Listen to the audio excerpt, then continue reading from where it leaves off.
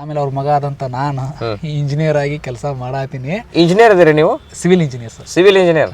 ಏನು ಆಡಿಷನ್ಗೆ ಹೋದಾಗ ಸಂಡೇ ಇರ್ತೈತೆ ಆಡಿಷನ್, ಅದು ಜಾಬ್ ಇಲ್ಲ ಏನಿಲ್ಲ ಫ್ರೀ ಅದೀವಿ ಅಂತಂದು ದುಮ್ಶಾನ್ ಕ್ಯೂ.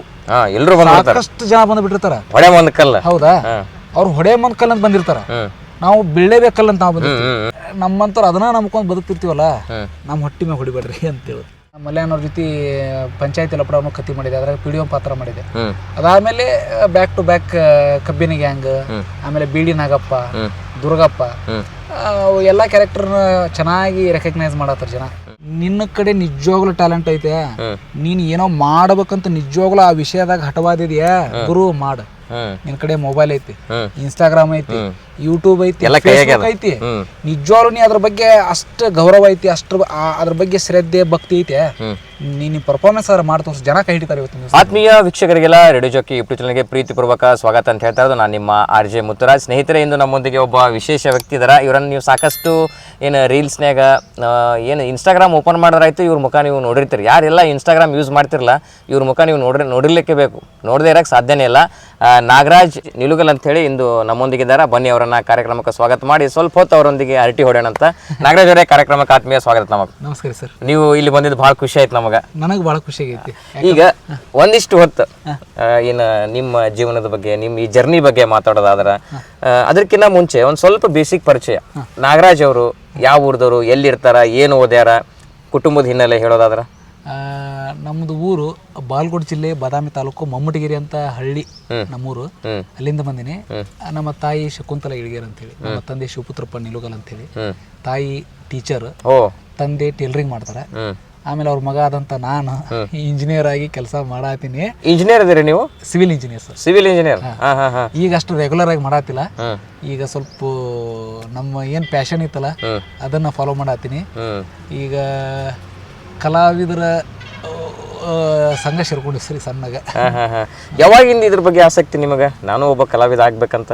ಇದು ನಂಗೆ ತಿಳುವಳಿಕೆ ಬರೋಕಿನ ಮುಂಚೆ ಅಂದ್ರೆ ಅದು ನೆನಪ ಇಲ್ಲ ನನಗೆ ಬಂದಿದ್ದು. ಅಂದ್ರೆ ಆಲ್ಮೋಸ್ಟ್ ನಂಗೆ ಹುಟ್ಟಿದಾಗಿಂತ ನಾನು ಆ್ಯಕ್ಟಿಂಗ್ ಮಾಡ್ಕೊತ ಬಂದೀನಿ ಸರ್. ಅಂದ್ರೆ ಆ್ಯಕ್ಟಿಂಗ್ ಮಾಡ್ಕೊತ ಬಂದೀನಿ ಅಂದ್ರೆ ಏನು, ಆನ್ ಸ್ಕ್ರೀನ್ ಅಂತಲ್ಲ ಅಥವಾ ಸ್ಟೇಜ್ ಮೇಲೆ ಅಂತಿಲ್ಲ, ಮನ್ಯಾಗೂ ಆ್ಯಕ್ಟ್ ನೋಡೋದ ಏನಾದ್ರು ಬೇಕಂತಂದ್ರೆ ಅದು ರೂಢಿಸ್ಕೊಂಡ್ಬಿಟ್ಟಿದ್ದೆ ಸರ್ ನಾನು. ಬಟ್ ಪ್ರೊಫೆಷನಲಿ ಆರ್ಟಿಸ್ಟ್ ಆಗ್ಬೇಕು ಅನ್ಕೊಂಡಿದ್ದಂದ್ರೆ ಪ್ರೈಮರಿ ಸ್ಕೂಲ್ ಟೈಮ್ನಾಗಿಂತ ಇವು ನಾಟಕಗಳನ್ನ ಜಾಸ್ತಿ ನೋಡ್ತಿದ್ದೆ, ಆಮೇಲೆ ಸಿನಿಮಾಗಳನ್ನ ನೋಡ್ತಿದ್ದೆ. ಆ್ಯಕ್ಟರ್ ಆಗ್ಬೇಕಂತ ಅನ್ಕೊಂಡೆ. ಅವಾಗಿಂತ ಪ್ರಾಕ್ಟೀಸ್ ಮಾಡ್ಕೊಂತ ಆಡಿಷನ್ ಮಾಡೋದು, ಆಡಿಷನ್ಗೆ ಹೋಗೋದು, ಆಡಿಷನ್ ಅಟೆಂಡ್ ಮಾಡೋದು, ನಾಟಕಗಳನ್ನ ಮಾಡೋದು. ಆಮೇಲೆ ಇವು ಸಾಂಸ್ಕೃತಿಕ ಚಟುವಟಿಕೆಗಳು ಏನ್ ಬರ್ತಾವು, ಮಿಮಿಕ್ರಿ, ಅವೆಲ್ಲ ಸ್ಕೂಲ್ ಡೇಸ್ನಾಗ ಎಲ್ಲರೂ ಮಾಡಿರ್ತಾರೆ. ಇದನ್ನ ಸೀರಿಯಸ್ ಆಗಿ ತಗೊಂಡು ನಾನು ಒಬ್ಬ ಆಕ್ಟರ್ ಆಗ್ಬೇಕಂತ ನಿಮ್ಗೆ ಯಾವಾಗ್ಲಿಂದ ಅನಿಸ್ತು? ಅದು 10th ಸರ್. ಆ ಟೈಮ್ನಾಗ ಮುಂಗಾರ ಮಳೆ ಸಿನಿಮಾ ಗೋಲ್ಡನ್ ಸ್ಟಾರ್ ಗಣೇಶ್ ಸರ್ದು ರಿಲೀಸ್ ಆಯ್ತು.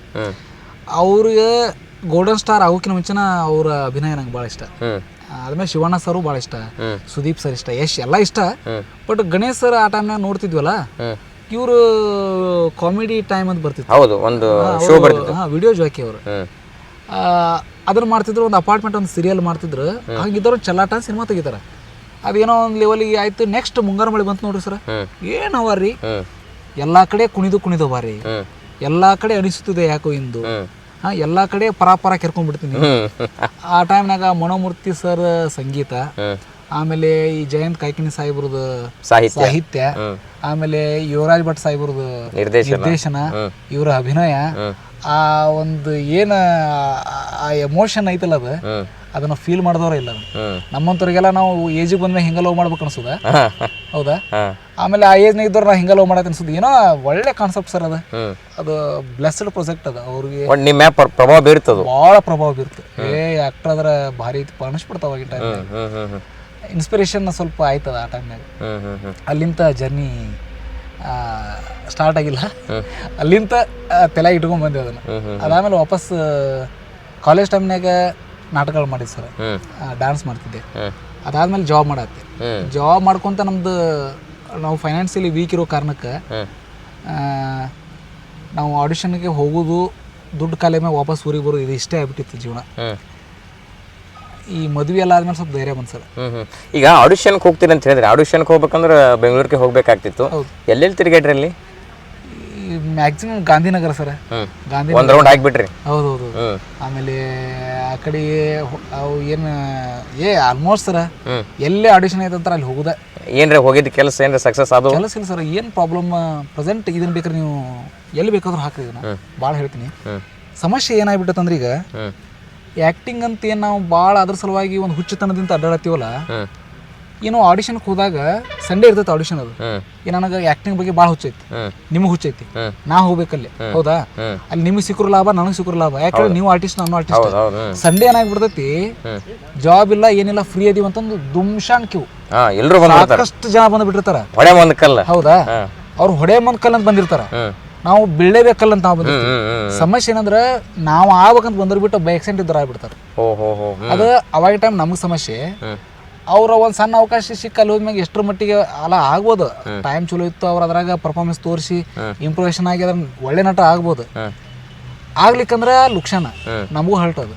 ಆ ರೀತಿ ಆಗಾಕೊಂಡ್ಬಿಟ್ಟೈತಿ. ಈ ಮೊಬೈಲ್ ಇದ್ದಾರೆಲ್ಲ ರೀಲ್ಸ್ ಮಾಡ್ಲಿ ಒಳ್ಳೇದ, ಬಟ್ ಏನಂತಂದ್ರೆ ನಮ್ಮಂತವ್ರು ಅದನ್ನ ನಂಬ್ಕೊಂಡು ಬದುಕ್ತಿರ್ತೀವಲ್ಲ, ನಮ್ಮ ಹೊಟ್ಟಿ ಮ್ಯಾಗ ಹೊಡಿಬೇಡ್ರಿ ಅಂತೇಳಿ. ಈಗ ಹೆಂಗಾಗ್ಯದಪ್ಪ ಅಂತಂದ್ರೆ ಯಾರ ಹತ್ರ ಏನಾದ್ರು ಗೊತ್ತಾಗ್ತಿಲ್ಲ ಕಲೆ.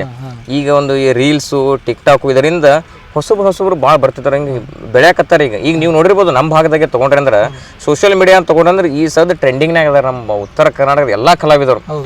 ಈಗ ಒಂದು ಸಿನಿಮಾ ಪ್ರಮೋಷನ್ ಆಗಿರ್ಬೋದು, ಒಂದು ರಿಯಾಲಿಟಿ ಶೋ ಆಗಿರ್ಬೋದು, ಅಲ್ಲೆಲ್ಲ ನಮ್ಮವರೇ ಇದಾರೆ. ಇದ್ರ ಬಗ್ಗೆ ಏನು ಅನ್ಸುತ್ತೆ ನಿಮಗೆ? ಇದು ಒಳ್ಳೆ ಬೆಳವಣಿಗೆ ಸರ್ ಇದು. ಯಾಕಂದ್ರೆ ನಮ್ಮ ಕಡೆದವರು ಮುಂಚೆ ಎಲ್ಲ ನಾವು ಏನೋ ಮಾಡ್ಬೇಕಂದ್ರು ದೂರ ಹೋಗಿ ಎಲ್ಲ ಮಾಡ್ಬೇಕಾಗಿತ್ತು, ಎಲ್ಲ ಆಡಿಷನ್ ಅಟೆಂಡ್ ಮಾಡ್ಬೇಕಾಗಿತ್ತು. ಈಗ ಏನಿಲ್ಲ, ನಿನ್ನ ಕಡೆ ನಿಜವಾಗ್ಲೂ ಟ್ಯಾಲೆಂಟ್ ಐತೆ, ನೀನು ಏನೋ ಮಾಡ್ಬೇಕಂತ ನಿಜವಾಗ್ಲೂ ಆ ವಿಷಯದಾಗ ಹಠವಾದಿದ್ಯಾ, ಗುರು ಮಾಡು. ನಿನ್ ಕಡೆ ಮೊಬೈಲ್ ಐತಿ, ಇನ್ಸ್ಟಾಗ್ರಾಮ್ ಐತಿ, ಯೂಟ್ಯೂಬ್ ಐತಿ, ಫೇಸ್ಬುಕ್ ಐತಿ.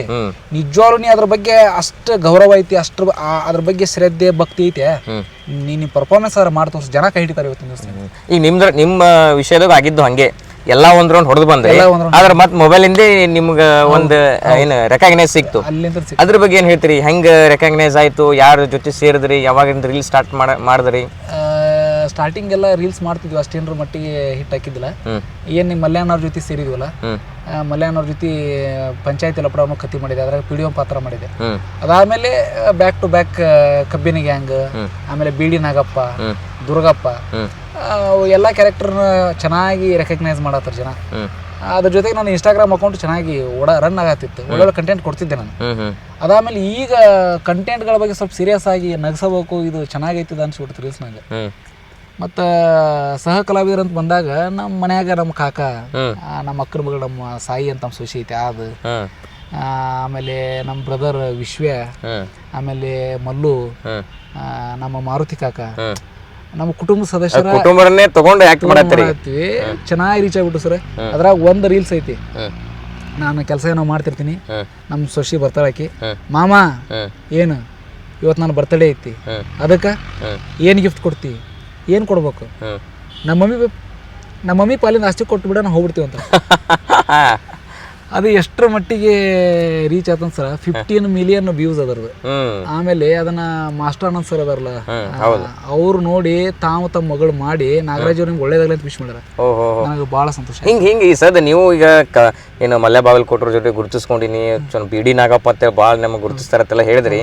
ಹಿಂಗೆ ನಿಮ್ಮ ಈ ಆಕ್ಟಿಂಗ್ ನೋಡಿದವರು ಯಾರು ಗುರುತಿಸಿದ್ದು, ಯಾರು ನೋಡಿ ಶಬಾಶ್ಗಿರಿ ಕೊಟ್ಟಿದ್ದು ಭಾಳ ಖುಷಿ ಕೊಟ್ಟಿದ್ದು? ಈಗ ಒಂದು ಹೇಳಿದ್ರಿ ಮಾಸ್ಟರ್ ಅನ್ನೋರು ಗುರುತಿಸಿದ್ರ ಅಂತ. ಹಿಂಗೆ ಬೇರೆ ಬೇರೆ ಅದಾವು.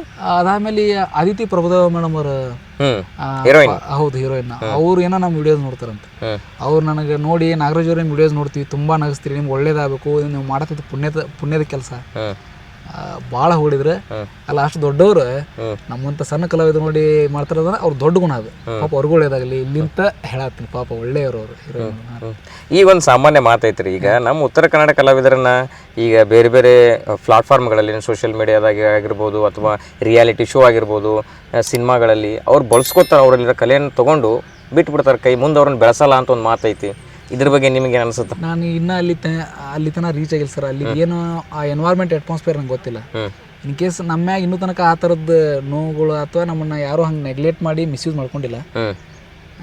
ಏನು ಅದ್ರ ಬಗ್ಗೆ ನಂಗೆ ಗೊತ್ತಿಲ್ಲ ಸರ್. ಈ ನಿಮಗೆ ಏನಾದರೂ ಇಂಡಸ್ಟ್ರಿಯಿಂದ ಅವಕಾಶಗಳು ಬರತ್ತವ ಸರ್. ಈಗ ಮಲ್ಲಿಕಾರ್ಜುನ್ ಮುತ್ಲಿಗೇರಿ ಸರ್ ಅಂತ ಒಂದು ಹುಲಿಬಿರ ಸಿನಿಮಾ ತೆಗಿತಾರ್ರಿ, ಅದ್ರಾಗ ನನಗೊಂದು ಖಳನಾಯಕನ ಪಾತ್ರ ಕೊಟ್ಟರು, ಅದನ್ನು ಅಭಿನಯ ಸಾಧ್ಯ ಸರ್. ನಿಮಗೆ ಯಾವ ಪಾತ್ರ ಭಾಳ ಇಷ್ಟ ಅನ್ಸುತ್ತೆ? ಖಳನಾಯಕನೋ, ಕಾಮಿಡಿನೋ, ಅಥವಾ ಏನು ಲೀಡ್ ರೋಲು? ನನಗೆ ಇಲ್ಲಿ ಹೆಂಗೈತೆ ಅಂತ ಸರ್ ಜಗತ್ನಾಗ ಸ್ಕೂಲ್ನಾಗೆಲ್ಲ ಒಂದು ನೀವು ನೆನಪಿಡ್ಬೇಕಂದ್ರೆ ನೀವು ಫಸ್ಟ್ ಬೆಂಚ್ ಸ್ಟೂಡೆಂಟ್ ಆಗಿರ್ಬೇಕು, ಹೌದು, ಇಲ್ಲ ಲಾಸ್ಟ್ ಬೆಂಚ್ ಸ್ಟೂಡೆಂಟ್ ಆಗಿರ್ಬೇಕು. ನೀವು ಮಿಡಲ್ ಬೆಂಚ್ ಅಂದ್ರೆ ಯಾರು ನೆನಪಿಟ್ಕೊಂಡಿಲ್ಲ.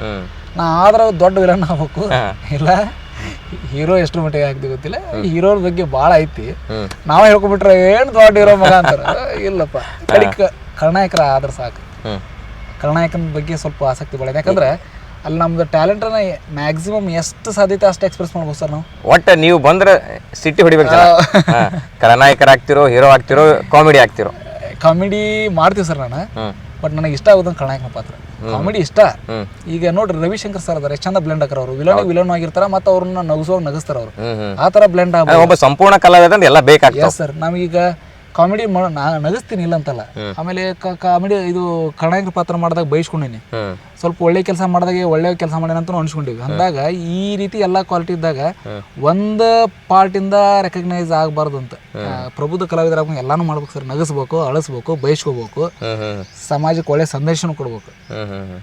ಈಗ ಇದರಿಂದ ಈಗ ನೀವು ಮಾಡತ್ತಿರ್ಲಿ ಕೆಲಸದಿಂದ ನಿಮ್ಗೆ ಅರ್ನಿಂಗ್ಸ್ ಎಲ್ಲ ಚಲೋ ಅದ? ಇಲ್ಲ ಸರ್, ಅರ್ನಿಂಗ್ಸ್ ಅನ್ನಕ್ಕೆ ಏನು ಸ್ಟಾರ್ಟ್ ಆದ್ರಲ್ಲ ಸರ್ ಚಲೋ ಐತೆ ಅನ್ನಕ್ಕೆ.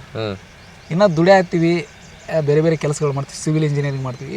ಏನೋ ಪ್ರಮೋಷನ್ಗೆ ಹೋದಾಗ ನಿಮ್ಮಂಥವ್ರು ಏನೋ ಕರೆದಿರಿ, ಹೌದಾ, ನಮ್ದು ಅವಸ್ಥೆ ಏನಂತ ಗೊತ್ತು ನಿಮ್ಗೆ, ಗೌರವದವನ ಇಂತಿಷ್ಟು ತಗೋರಿ ಅಂತ ಕೊಡ್ತೀವಿ, ಅಷ್ಟ್ರ ಮ್ಯಾಚ್ ಜೀವನ ನಡೆದೈತಿ. ಅದು ಬಿಟ್ಟು ನಮ್ದು ನಾವು ಫೈನಾನ್ಷಿಯಲಿ ಭಾಳ ಹೈದು ಕುಟುಂಬನವಲ್ಲ, ಭಾಳ ಮಿಡಲ್ ಕ್ಲಾಸ್ ಫ್ಯಾಮಿಲಿ. ಅದ್ರ ಜೊತೆಗೆ ಸಿವಿಲ್ ಇಂಜಿನಿಯರಿಂಗ್ ಎಲ್ಲ ಕಲ್ತೀವಲ್ಲ, ಅದ್ರ ಮ್ಯಾಗ ಸಣ್ಣ ಪುಟ್ಟ ಪೀಸ್ ವರ್ಕ್ ಮಾಡ್ತೀನಿ. ಮತ್ತೆ ಹಿಂಗಿರ್ಬೇಕಾದ್ರೆ ಈಗ ನಿಮ್ಮ ತಂದೆ ತಾಯಿ ಮನೆಯವರು ಏನು ಮಾಡ್ತಿದ್ರದಿಂದ ಏನೋ ಲಾಭ ಇಲ್ಲ, ಅದನ್ನ ಯಾಕೆ ಮಾಡ್ತಿ, ಸುಮ್ ಏನಾರ ಚಲೋ ನೌಕರಿ ಮಾಡು, ಚಲೋ ಜಾಬ್ ಮಾಡು, ಬಿಸ್ನೆಸ್ ಮಾಡು ಅಂತ ಹಿಂಗೆ ಹೇಳ್ತಾರೋ, ಅಥವಾ ಮಾಡಪ್ಪ ನೀನು ನಿನ್ನ ಏನು ಹಾಬಿ ಅದ ಮುಂದುವರ್ಸಂತಾರೋ? ಮುಂಚೆ ಅದನ್ನ ಹೇಳ್ತಿದ್ರು ಎಲ್ಲರೂ, ನಮ್ಮ ತಂದೆ ತಾಯಿ ಹಿಂತೆಲ್ಲ.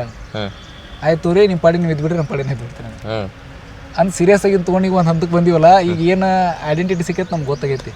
ಈಗ ಏನನ್ನಲ್ಲ, ಮಾಡಪ್ಪ ಒಳ್ಳೇದಾಗ್ಲಿ ಅಂತಾರೆ. ತುಂಬ ಸಂತೋಷ ನಾಗರಾಜ್ ಅವರೇ, ನಮ್ಮ ಒಟ್ಟಿಗೆ ಮಾತುಕತೆಯಲ್ಲಿ ಭಾಗಿಯಾದ್ರಿ. ಹೆಂಗೆ ಅನಿಸ್ತು ನಿಮಗೆ? ಸರ್ ನೀವು ಖುಷಿ ಆಯ್ತು. ಏನು ಗೊತ್ತಾ, ಇವನ್ನ ಇದಕ್ಕೆ ಮುಂಚೆನೂ ಒಳ್ಳೆ ಸಂದರ್ಶನ ಅದು ಇದು ಮಾಡ್ಕೊಂಡ್ರಿ. ನಿಮ್ಮ ಭಾಷೆ, ಆಮೇಲೆ ನಮ್ಮ ಇಲ್ಲಿ ಸ್ಲ್ಯಾಂಗ್, ಗ್ರಾಂಥಿಕ ಭಾಷೆ ಏನೈತಲ್ಲ, ನಿಮ್ಮ ಸೊಗಡು, ನಮ್ಮ ಬಾಗಲಕೋಟೆ ಅಂದ್ರು ವಿಜಯಪುರ ಅಂದ್ರೂ ಸ್ವಲ್ಪ ಡಿಫ್ರೆನ್ಸ್ ಅದ. ನಿಮ್ಮ ಒಟ್ಟಿಗೆ ಮಾತಾಡಿ ಭಾಳ ಖುಷಿ ಆಯ್ತು ಸರ್. ಭಾಳ ಚಂದ ಮಾತಾಡ್ತೀರಿ ನೀವು. ಏನಂದ್ರೆ ನಿಮ್ಮ ಮಾತಾಡೋ ಸ್ಟೈಲ್ ಆಗಿರ್ಬೋದು, ನಿಮ್ಮ ಸ್ಲ್ಯಾಂಗ್ ಆಗಿರ್ಬೋದು, ಆಮೇಲೆ ನೀವು ಪ್ರತಿ ಮಾತಿನೊಳಗೆ ನೀವು ಹೇಳುವಂಥ ನಿಮ್ಮ ಪದಗಳಾಗಿರ್ಬೋದು, ಭಾಳ ಪ್ರಬುದ್ಧತೆಯಿಂದ ಮಾತಾಡ್ತೀರಿ. ನಿಮ್ಮ ಜೊತೆ ಸಂದರ್ಶನ ಮಾಡಿದ್ದು ನನಗೆ ಭಾಳ ಸಂತೋಷ ಆಯಿತು. ನಾ ಪ್ರತಿ ಹಂತದೊಳಗೂ ಎಲ್ಲೇ ಹೋದ್ರು, ಯಾರ ಜೊತೆ ಹೋದ್ರು ಏನೋ ಒಂದು ಕಲಿತಿರ್ತೀನಿ. ಇವತ್ತು ಇಲ್ಲಿ ಬಂದು ನಿಮ್ಮ ಜೊತೆ ಕಲಿತೆ. ತುಂಬ ಸಂತೋಷ. ಕಾರ್ಯಕ್ರಮದಲ್ಲಿ ಭಾಗಿಯಾದಕ್ಕೆ ಧನ್ಯವಾದಗಳು. ಧನ್ಯವಾದಗಳು ಸರ್ ನಿಮಗೂ. Thank you. Thank you.